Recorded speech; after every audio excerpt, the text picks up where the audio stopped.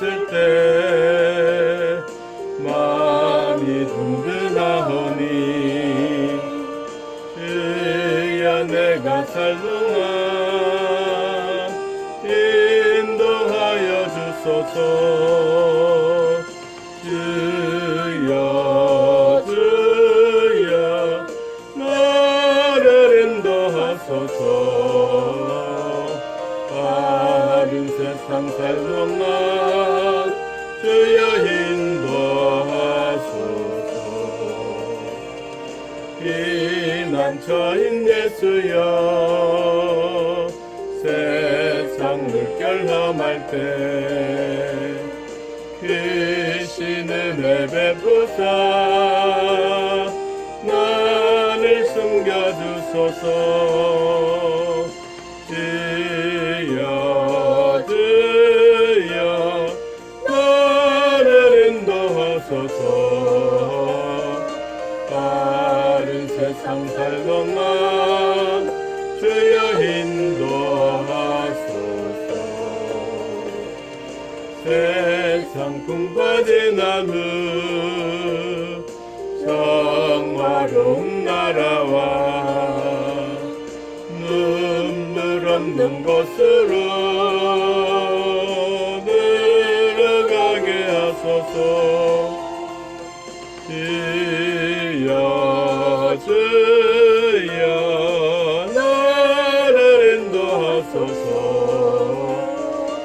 바른 세상 살 동안 주여 인도하소서.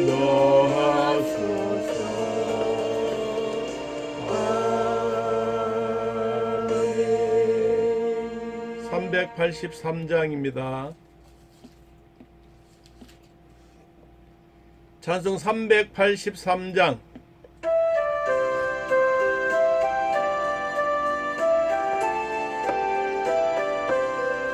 눈을 들어 산을 보니 도움 어디서나 천지지은 주여 나를 도와주시네. 너의 발에 실족장 주가 깨어 지키며 택한 백성 항상 길을 보호하시네.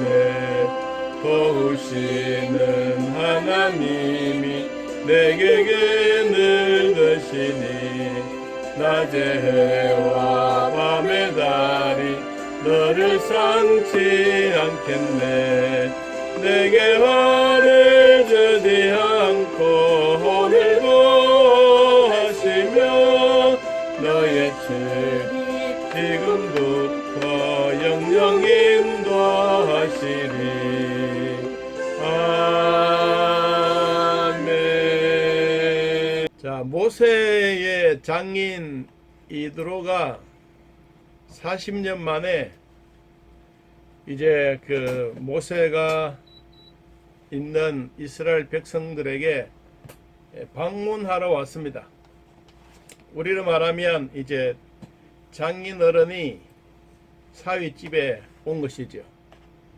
오늘 새벽에도 말씀드렸지만 모세가 이드로 제사장을 만날 때는 참 노숙자와 같았습니다. 깡통 들고 참 먹을 것도 없고 초라한 그의 모습인데도 불구하고 이드로의 집에서 모세를 영접하고 맞이한 것은 그의 마음에서 풍겨나오는 인품이었습니다. 또 그가 믿는 신에 대한 자부심도 함께 있었고, 그래서 이드로가 이 모세를 40년 후에 만난 후에 그 집안의 사정도 보니까 게르솜 첫째 손자가 나왔을 때는 이드로를 봤어요. 그럼 둘째 엘리에셀을 낳았을 때는 이드로가 보지 못했습니다. 그러니까 이 엘리에셀 둘째 손자도 이제 나이로 따지면 한 30몇 살이 안 넘겠습니까? 그래서 성인이 되어서 할아버지를 만나게 된 것입니다. 그를 만났는데 모세가 장인을 맞아서 큰 절을 하고, 그리고 홍해 사건 있었을 때, 그런 마라의 쓴물이 있었을 때, 그리고 르비딤에서 목말라 백성들이 모세를 돌로 치려고 할 때 그 지팡이를 가지고 바위를 쳐서 물을 쏟아내게 했던 그러한 일들, 또 아말렉과 함께 전쟁해서 피눈물 나는 전쟁 속에서 모세가 손을 들면 이기고 팔이 아파 손을 내리면 이스라엘 백성들이 전쟁에서 지는 이러한 얘기를 다 들었습니다. 모세의 얘기를 듣고는 이런 말을 합니다. 11절에 보니까 이제 내가 알았도다. 여호와는 모든 신보다 크심으로 이스라엘에게 교만하게 행하는 그들이 이기셨도다. 하나님은 최고의 신이다. 어떤 신보다가도 가장 위대하신 신이다. 애굽에 살고 있는 바로 왕부터 시작해서 애굽에 있는 모든 백성들의 교만함을 하나님이 꺾으셨다. 이렇게 이야기하면서 하나님의 권능에 대한 이야기를 큰 자부심을 가지고 이야기를 합니다. 그리고는 모세와 모세의 장인 이드로와 번제물과 희생제물을 하나님께 드리고 가져와서 이스라엘의 장로들과 함께 음식을 나누고 이제 교제하고 떡을 먹었다라고 하는 것이 12절까지 있었습니다. 그런 이제 장인 어른이 와서 모세가 민족의 지도자여 영웅이여 하나님 편에서 열심히 일하고 있는 그 모습을 이제 보고 있는 가운데, 이거 아침에 일어나니까 모세는 의자를 하나 갖다 놓고 이렇게 앉아 있고, 이스라엘의 백성들은 줄을 쫙 서서 끝이 보이지 않을 만큼 서 있습니다. 그리고 이드로는 그 광경을 처음부터 끝까지 그냥 보고 있습니다. 그러니까 이 이스라엘 백성들이 광야에 있는 동안에 왜 싸움이 없겠으며, 왜 도둑질이 없겠으며, 왜 물건을 훔쳐서 때리고 상해 입히고 이런 여러 가지 가정적인 문제부터 시작해서 여러 가지 문제들이 일어나기 시작합니다.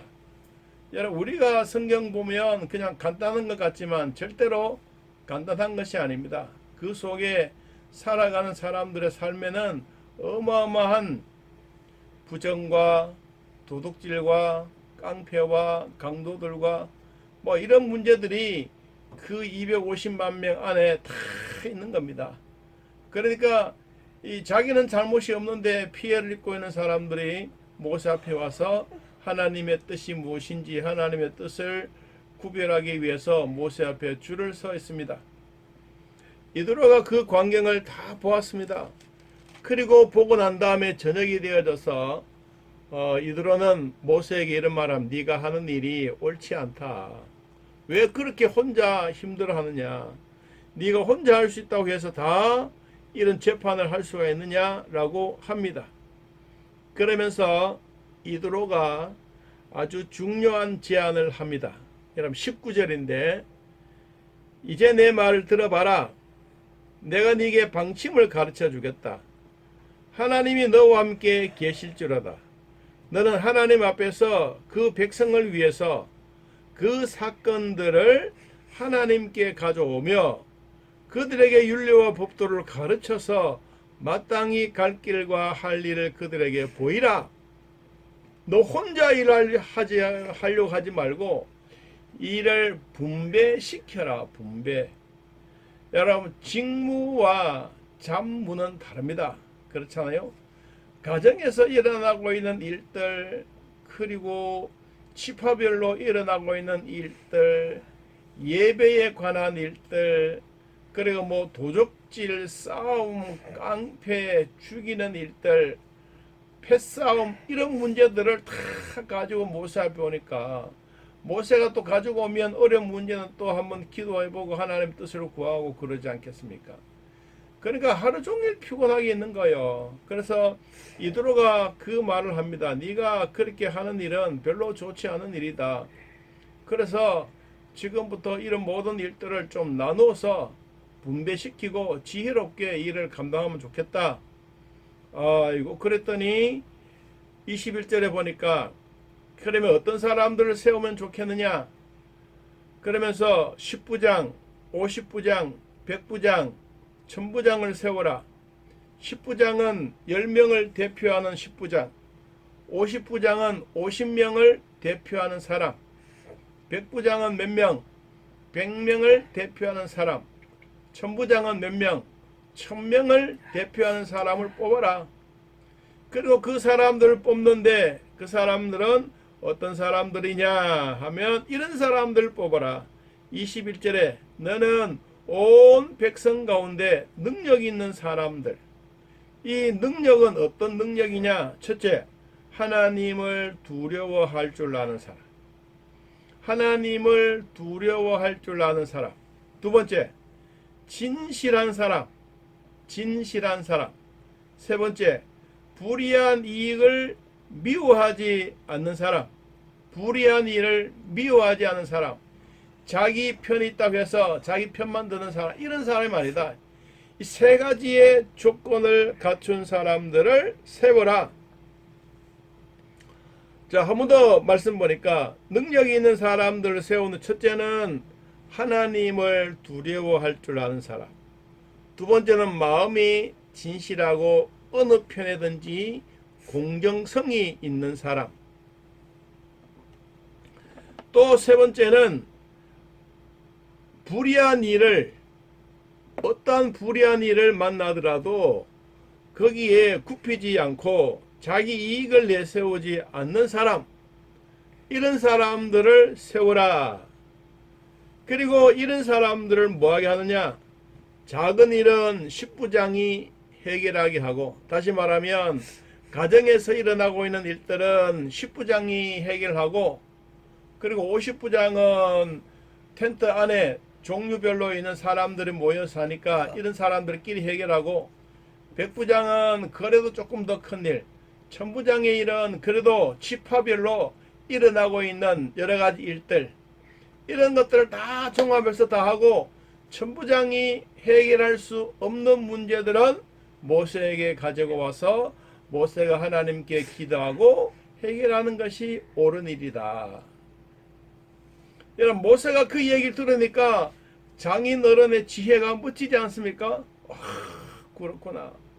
여러분, 교회도 목사 혼자 일하는 게 아닙니다. 목사 혼자 열심히 북치고 장구치고 할 때는 그래도 몇 명의 숫자 할 때는 할 수 있겠지만 100명 단위가 넘어가면 절대로 못합니다. 여기 다 분배시킵니다. 목사가 성가대 지휘자를 하고 주일학교 부장을 하고 교사를 하고 이런 거 다 못합니다. 여러분, 이와 마찬가지로 하나님이 이드로가 보았을 때 이건 맞지 않는 거예요.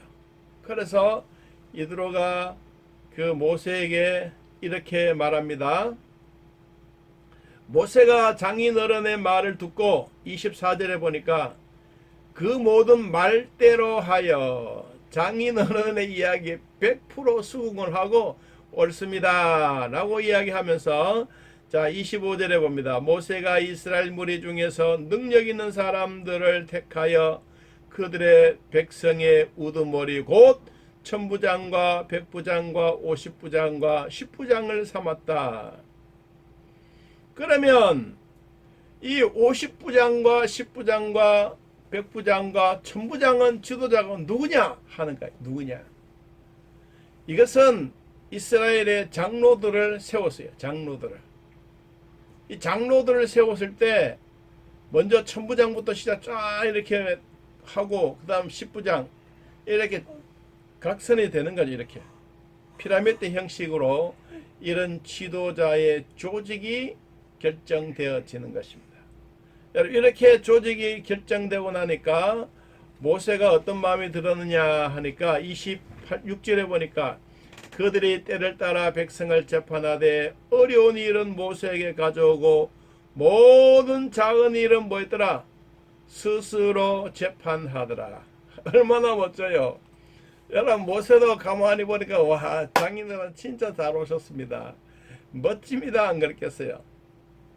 이 장인은 와서 자기의 일을 얼마나 많이 들어줬지 않습니까? 아니면 하루 종일 앉아서 백성들의 원성, 원망 다 듣고 좋은 얘기 듣고 힘든 일도 있고 재판을 해 주었는데, 아이고 10부장의 일을 맡기고 50부장의 일을 맡기고 100부장의 일을 맡기고 1000부장의 일을 맡기고 천부장들이 모여서 일주일에 한 번씩만 회의해도 되는 거예요. 여러분, 그러니까 이 조직력이 얼마나 강하냐 참 중요한 거예요. 여러분, 불교와 기독교의 차이점이 무엇이냐 하면 이 조직력입니다. 김진호 목사님의 말에 의하면 불교에 있는 스님들이 가끔씩 김진호 목사님한테 찾아온대요. 찾아오자, 친구야, 기독교는 어떻게 이렇게 교회 교인들이 교회 가고 조직이 잘 되어져 있느냐, 너 좀 우리 좀 도와주라. 그러면서 하는 말이 무엇이냐 하면, 우리도 교회 주일학교가 잘 되는 것처럼 우리 불교에도 불경 주일학교가 좀 되도록 도와달라.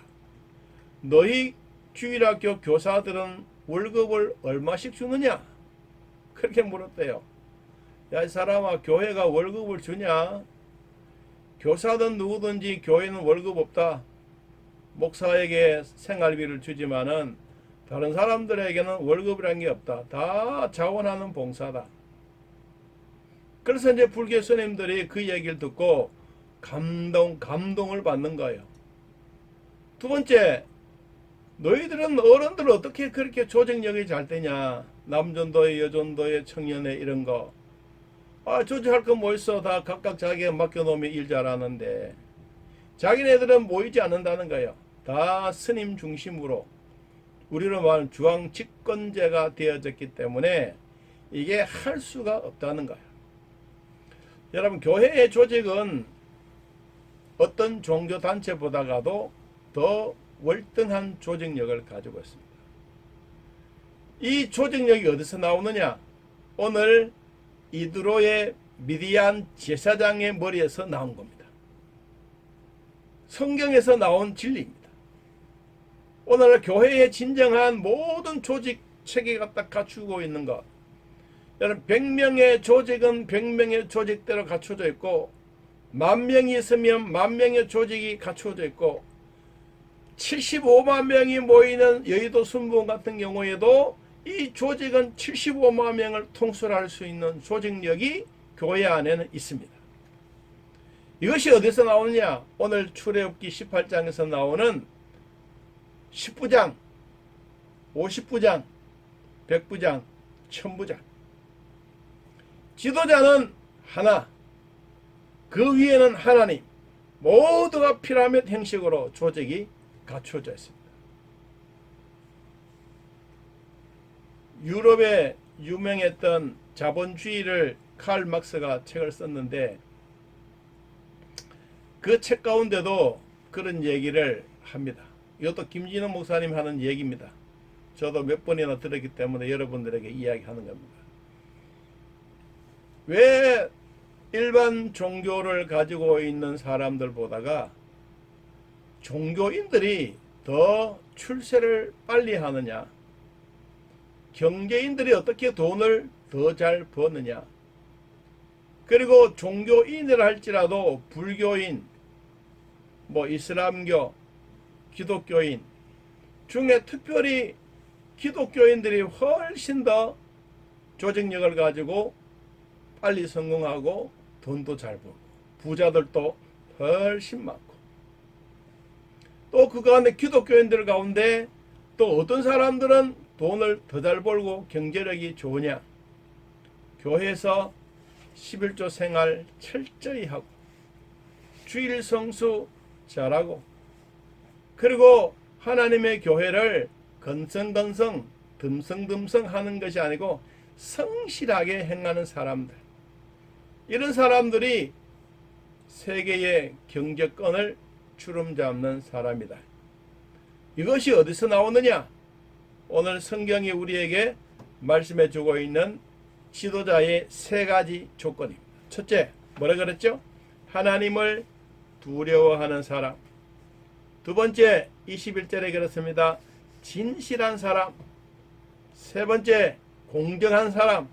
자기 편이라고 해서 끌어들이고 재판을 하더라도 이렇게 기우뚱하는 이런 사람이 아닌 정직과 공정과 상식이 통하는 이런 지도력을 갖춘 자들이 기독교인들이다. 그래서 기독교는 세계 어느 곳에 가든지 정말 멸종이 되지 않는다. 여러분, 공산당들이 기독교를 없애려고 교회를 무너뜨리고 있지 않습니까? 중국이 그랬습니다. 온 세상 사람들이 다 보는 앞에 포크레인을 가지고 십자가를 끄집어 내렸습니다. 그리고 교회를 파괴했습니다. 그러고 난 다음에 하나님이 그 지역에 이 코로나 생각하지 않았던 질병이 나서 전 세계를 혼란하게 만들고 있습니다. 한국에도 일부의 사람들이 교회 종탑을 철거하자 그러면서 교회 종탑 철거해야 된다. 왜냐하면 오래된 철탑들은 백성들이 철탑이 무너져서 이렇게 피해를 입을 수 있고 손해볼 수가 있다. 그래서 교회 종탑이 오래된 종탑들은 정부에 신청을 하면 돈 400만 원을 주겠다. 그리고 교회 십자가를 끄집어 내려라. 와, 여러분, 이거는 공산당보다 더 무서운 놈들입니다. 이게 얼마나 무서운 일들이냐. 결국은 중국 하고 있는 일과 똑같은 공산당들의 하는 짓입니다. 여러분, 교회는 그렇다고 해서 십자가를 끄집어 내리고 십자가를 부수고 그렇게 교회당을 박살내는 것이 결코 아닙니다. 하나님은 지금 또 교회마다 이런 조직력을 가지고 있어서 여러분, 교회는 교회답게 활동하고 믿음으로 나가는 것입니다. 조직이 부패하거나 조직이 붕괴되면 기독교는 없어지지 않습니다. 왜냐하면 기독교의 중심은 사람들이 아닙니다.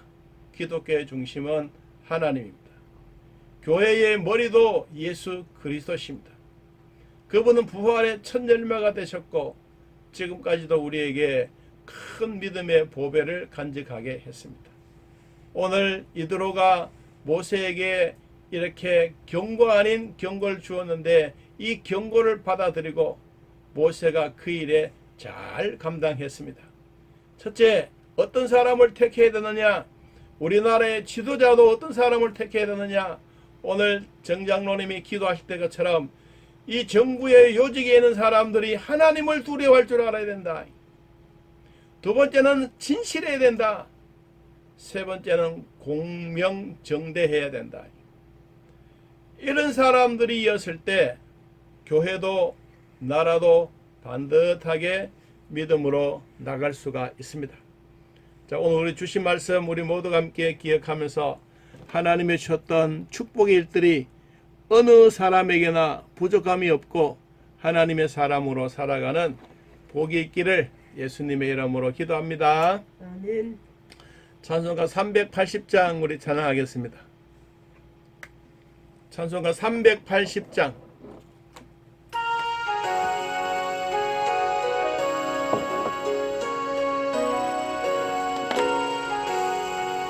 나의 생명 되신 주 주님 앞에 나아갑니다. 죄에 흘린 보혈로 정케하사 받아주소서. 날마다 주를 찬송하겠네. 죄의 사랑 줄로서 나를 굳게 잡아매소서. 괴로운 세상 지낼 때 나를 인도하여 주소서. 주를 믿고 나가면 나의 길을 잃지 않겠네. 날마다 주를 찬송하겠네.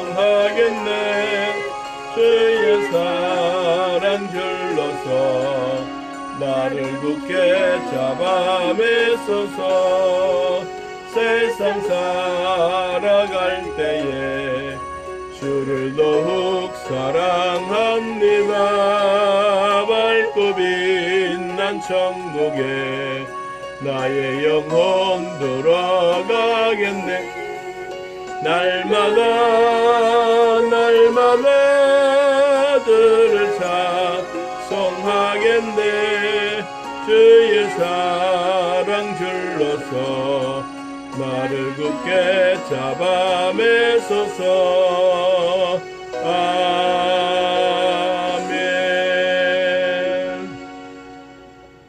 하나님 아버지, 하나님의 교회를 축복하여 주시고 구원의 도구로, 구원의 방주로 지금까지 온 세계의 교회들마다 복을 주셔서 감사합니다.